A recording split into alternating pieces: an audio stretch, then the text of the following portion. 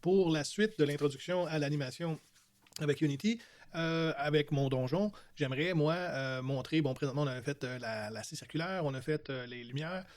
J'aimerais ça ouvrir la porte lorsque j'arrive dans une certaine zone avec mon personnage. Je voudrais que la porte ouvre et quand je quitte la zone, ben, que la porte referme.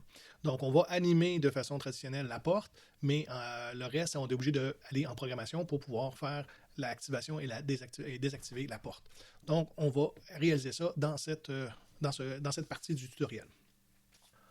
Pour débuter cette animation-là, on va animer la porte. On va faire deux animations. Une animation pour ouvrir la porte et une animation pour fermer la porte. Donc, je vais simplement sélectionner ma porte. Je veux créer un animation clip. Je vais faire Create. Je suis déjà dans le dossier d'animation. Ici, je vais dire Door Open. Je sauvegarde. Je fais juste le rappel. Lorsque j'ai fait ça, ma porte, il y a eu un animator qui a été ajouté à ma porte comme composante et j'ai un contrôleur. Si je clique, ben ici, Door Middle, c'est à cause du nom de la porte. Ben, il y a eu un contrôleur qui s'est nommé Door Middle ici et j'ai mon animation Door Open ici. Donc, si je veux, moi, animer ça, ben, en fin de compte, c'est la rotation. L'axe des Y va par en haut, donc c'est la rotation vers les Y que je veux animer. Ce que je peux faire, moi, ici, c'est simplement enregistrer. Et on fait juste peut-être déplacer un peu et je vais simplement venir remettre 0. Comme je suis en enregistrement, je suis sûr, certain que, bon, je pourrais ouvrir ça pour le voir, je suis à 0. Et là, à vous de voir, moi, je suis à 60 images secondes, je me dis, bon, OK, ça me prend une seconde ouvrir ma porte. Et ici, on peut simplement jouer et faire ouvrir la porte au degré que l'on veut. Mettons que je me mets ici à moins 90 pour un calcul rapide. Ça pourrait être plus, mais moi, simplement pour ici. Donc, si j'arrête l'enregistrement, je peux faire jouer et on va voir que la porte ouvre à répétition de cette façon-là. Donc, j'ai ma porte qui est ouverte. Je voudrais aussi avoir l'animation de la porte qui va fermer. Donc, je vais pouvoir ici aller me créer un nouveau clip. Donc, ici, bon, je suis toujours dans le dossier animation. Je vais faire Door, Close, comme ça ici. Et là, ben, en fin de compte, ma porte, elle est déjà fermée. Mais je vais quand même ici ajouter, pas ajouter une propriété. Encore là, je vais plutôt utiliser l'enregistreur ici. On avait dit que la porte, au départ, elle était, lorsqu'elle est ouverte, elle était à moins 90. Donc, automatiquement, ici, il a mis la rotation à moins 90. Et bon, je prends une seconde pour pouvoir fermer ma porte et je remets ici à 0. Et j'arrête l'enregistrement. Et si je fais, bon, on voit que la porte, elle se referme ici. Donc, mes animations ont été créées pour ouverture et fermeture de la porte. J'ai plus besoin de réellement travailler sur mes animations, à moins que je voudrais retravailler sur la vitesse d'ouverture et de fermeture. Ce que j'ai besoin présentement, c'est le contrôleur. Donc, on avait vu qu'on pouvait passer par Window, Animation et Animator, okay, dans le fond, où je peux double-cliquer sur le Door Middle ici, le contrôleur. Mais si je m'en viens ici, je fais Animator. On va voir, j'ai mon Door Open. Je vais juste venir le positionner encore une fois ici.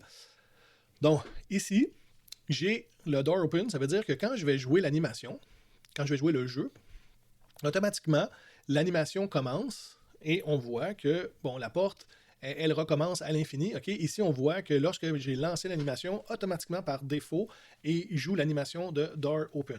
Donc, il va jouer et il joue en boucle. Et là, c'est là qu'on va voir qu'il y a d'autres possibilités que de jouer en boucle. L'autre possibilité, c'est de dire, bon, OK, je vais plutôt mettre par défaut le door close, mais là, on a l'animation qui ferme toujours en boucle comme ceci. Donc, il nous manque un état en tant que tel, un état où on est en attente. On ne sait pas qu'est-ce qui va se passer. Donc, il va falloir se créer un autre état. On aurait pu créer, j'ai déjà vu des gens qui vont créer une autre animation, une animation d'attente. On va souvent avoir ça dans un personnage, ok, ce qu'ils vont appeler le idle, dont le personnage n'est pas arrêté, il va comme vaciller un petit peu, il va bouger un petit peu. Mais dans le cas de notre porte, il n'y a pas d'animation en tant que tel, donc c'est un état tout à fait bien normal, il ne bouge pas. Donc, on pourrait ici aller se créer un état. Donc, je vais faire bouton de droite et je vais créer ici un empty, okay, un état, un state, comme ça. Et ce que je vais le dire, c'est que c'est lui par défaut qui va avoir l'animation. Et bon, si je veux ici, je peux simplement le renommer, mettons Door Idle, okay, qui est en attente. Je vais enlever le reste du mot, comme ça ici. Et là, si je fais jouer mon animation, Eh bien, en fin de compte, on voit qu'en réalité, la porte ne bouge pas. OK? Il y a une animation, mais il y a aucune. On voit qu'elle bouge, mais il n'y a aucune animation de fait dessus. Donc, on voit que le motion ici, il n'y a absolument rien. Tandis que si je m'en viens faire door open, ben là, on voit que le motion, le mouvement ou l'animation, c'est door open. Et si je m'en prends door close, on voit que c'est ça ici. Tandis que pour lui, ben, il n'y en a pas.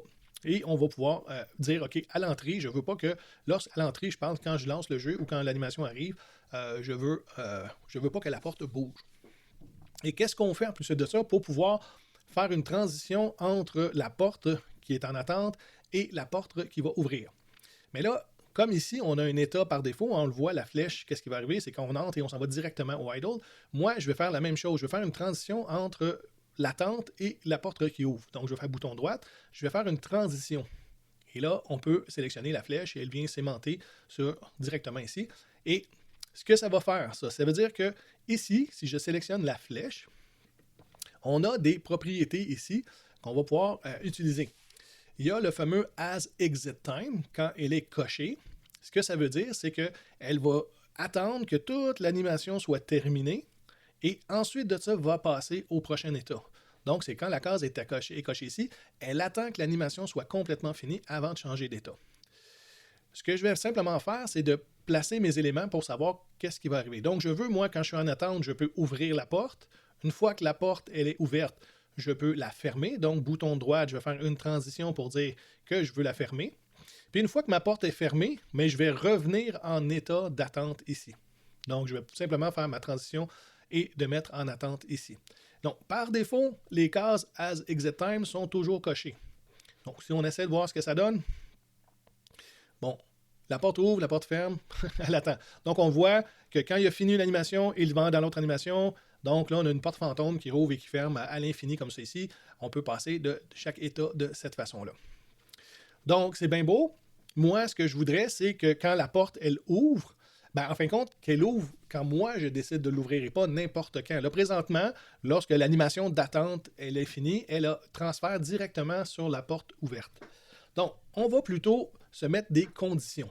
Quand est-ce qu'on veut que la porte ouvre? Et les conditions, elles sont ici. Là, présentement, la liste, elle est vide. Donc, on va ici éventuellement se mettre des conditions. La condition, ben, c'est un peu en programmation aussi qu'on va lui changer cette condition-là. Donc, ici, on avait les fameuses layers. Moi, il y a un autre menu qui est les paramètres. On va ici se mettre un paramètre pour lui dire quand est-ce qu'on veut que la porte ouvre.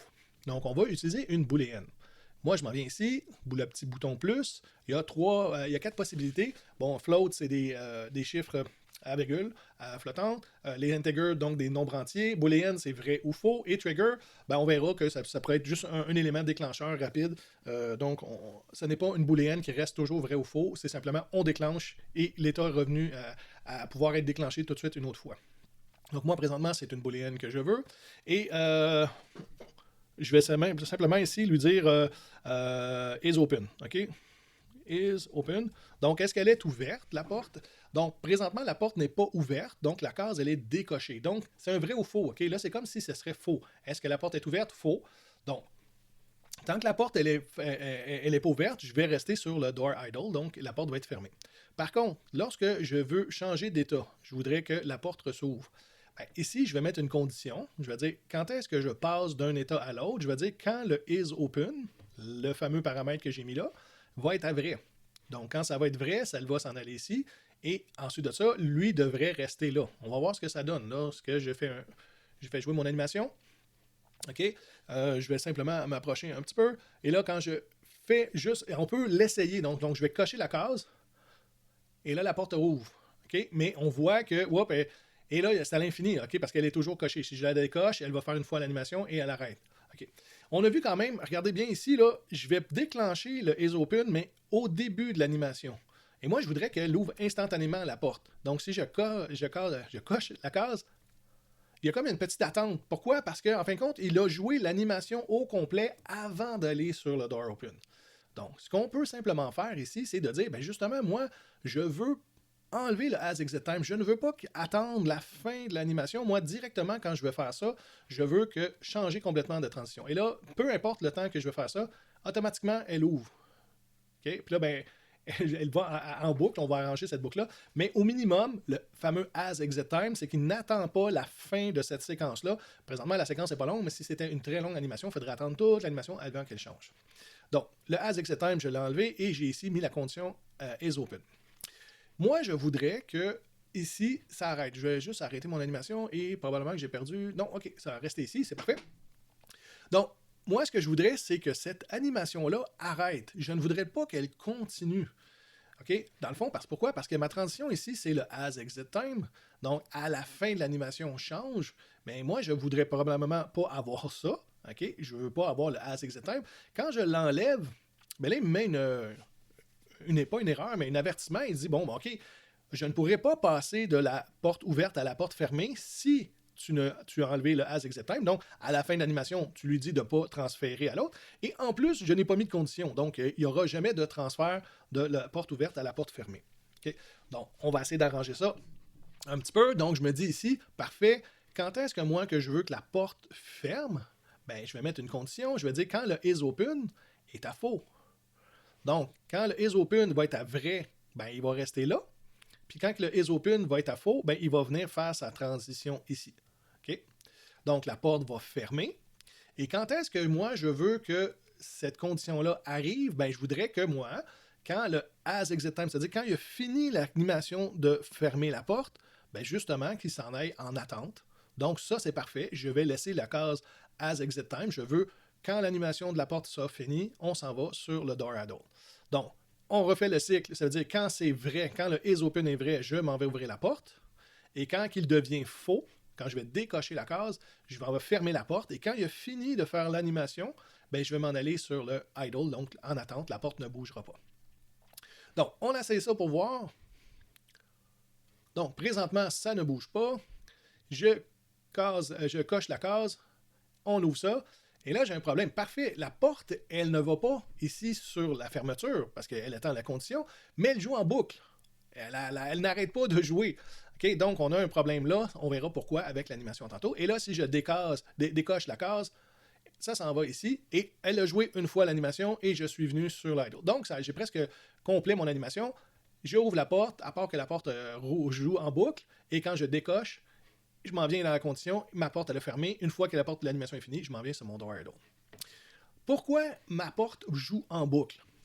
Quand on crée une animation, quand on avait fait l'animation soit pour les lumières ou soit pour le mouvement de la scie circulaire, ben, en réalité, je peux aller voir ici les fichiers qui ont été créés. Et si je m'en viens voir le door open, l'animation door open, bon, on voit que ici c'est mon animation, je peux aller voir dans l'inspecteur ici et ça lui dit de faire un loop time. Ça veut dire qu'elle joue cette animation en boucle. Ça allait bien pour la scie circulaire, ça allait bien pour la flamme, mais pour la porte qui rouvre, je ne veux pas qu'elle joue en boucle, donc je vais la décocher. Donc, en faisant ça, mon animation ne jouera plus en boucle. Si j'essaie mon jeu, ok, je vais juste avancer un peu, ok, comme ça ici, je fais le is open, il s'en va à door open. On le voit, l'animation, elle ne joue pas en boucle, elle est arrêtée. Je décoche, l'animation, parfait, elle s'en va ici, et la porte, elle est fermée, et je reviens sur le door idle, comme ça ici. Super, donc j'ai mon animation, mon cycle, en fin de compte. Hein, c'est un peu ça, le animator, à quoi il sert, c'est de contrôler les conditions qui vont faire qu'une animation, on passe d'un état d'animation à un autre état d'animation. Donc, je m'en viens comme ça, je ferme, donc je peux cocher, décocher. Bon, on a des transitions des fois un peu bizarres. Je ne veux pas rentrer dans toutes ces étapes-là présentement, mais on pourrait ici lui dire, OK, bon, vite fait, je veux juste que ma transition soit plus grande en tant que telle et peut-être que ça pourrait aider. Donc, on a c'est l'effet de transition ici qui pourrait peut-être aider de cette façon-là. Donc, on a notre effet ici. Qu'est-ce qu'on peut faire par la suite? Bien, par la suite, c'est que je voudrais, moi, avoir un élément déclencheur. Donc, ici, en avant de la porte, quand mon personnage va toucher à l'élément déclencheur, bien, je voudrais, par programmation, simplement venir cocher la case pour que la porte ouvre. Et quand je vais sortir de cette zone-là, je vais décocher la case pour que la porte ferme. Donc, on va aller voir ça en programmation.